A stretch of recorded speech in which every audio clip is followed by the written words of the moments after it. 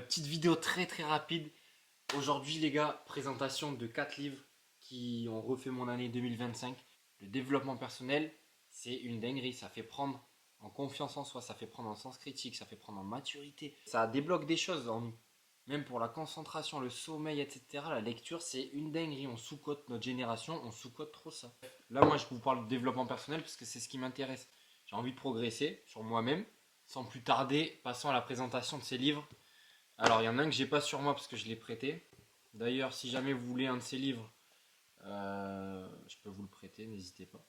Miracle Morning, ok, de Hal Elrod. Lecture active, je sais pas si vous voyez, mais surligné, fait des annotations à droite, à gauche, parce que le but c'est de retenir ces informations-là. Si vous voulez faire une lecture active en tapant des notes sur votre ordi, ça m'est arrivé aussi, vous faites ça. Comme ça, vous faites une fiche du livre après, comme ça. Si jamais il vous manque des informations, que vous voulez revenir sur certaines informations, vous n'êtes pas obligé de relire tout le livre.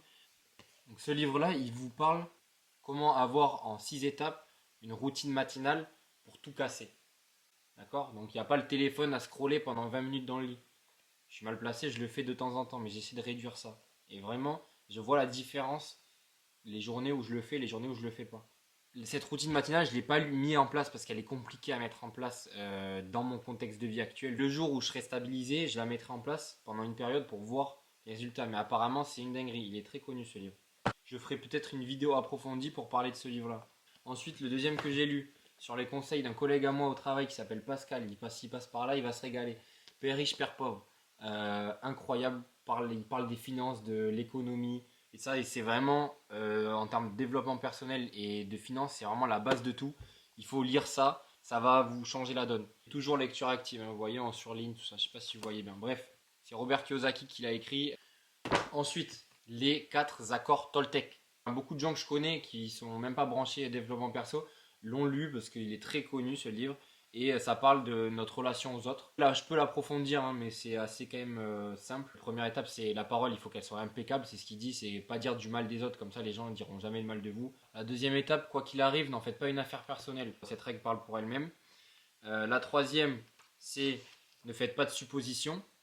Et la quatrième règle, c'est faites toujours de votre mieux.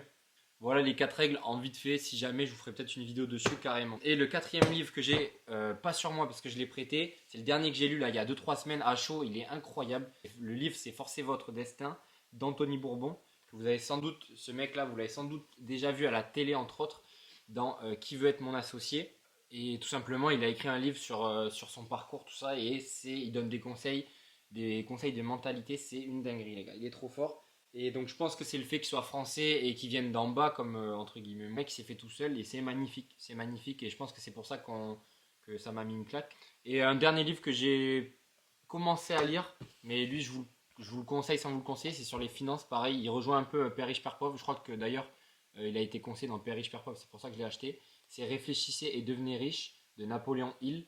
Et celui-là je l'ai lu mais j'ai rien compris. Et je me suis arrêté à la moitié je crois en forçant, je comprenais rien. Peut-être que je n'étais pas dans le mood, je sais pas. Je le relirai un jour ou l'autre, hein, c'est sûr. Mais là, pour le moment, c'était pas son moment à ce livre. Et voilà, hein, on a fait le tour. Oh, branchez-vous pour 2026. Si vous voulez, je vous prête ces livres, mais en tout cas, lisez quoi que ce soit. Mais juste lisez déjà avant de dormir plutôt que le téléphone, c'est très important. Et tout ça, là, tout ce que je vous dis là, sur cette petite vidéo, c'est à prendre ou à laisser. Je fais ça, les gars, c'est pour vous. Moi, j'ai eu un déclic, je me suis dit, il faut que je me mette à la lecture, il faut que je progresse, il faut que je lise des trucs, que j'apprenne des trucs. Mais voilà, alors, vous pouvez regarder cette vidéo et juste vous en foutre. Vous voyez ce que je veux dire? Et moi, mon but, c'est de faire rentrer dans le train de la progression tous ceux qui le veulent. D'accord? Donc, on est là pour ça. Je lis pas ces livres en me disant, ouais, c'est ça qui va me rendre riche ou plus intelligent. Mais juste, ça progresse. C'est une progression, c'est un mindset. Et si on cherche le progrès, si on ne cherche pas la stagnation, les gars, ce livre, c'est fait pour vous. On se dit à la prochaine. Lisez, régalez-vous. Je vous embrasse.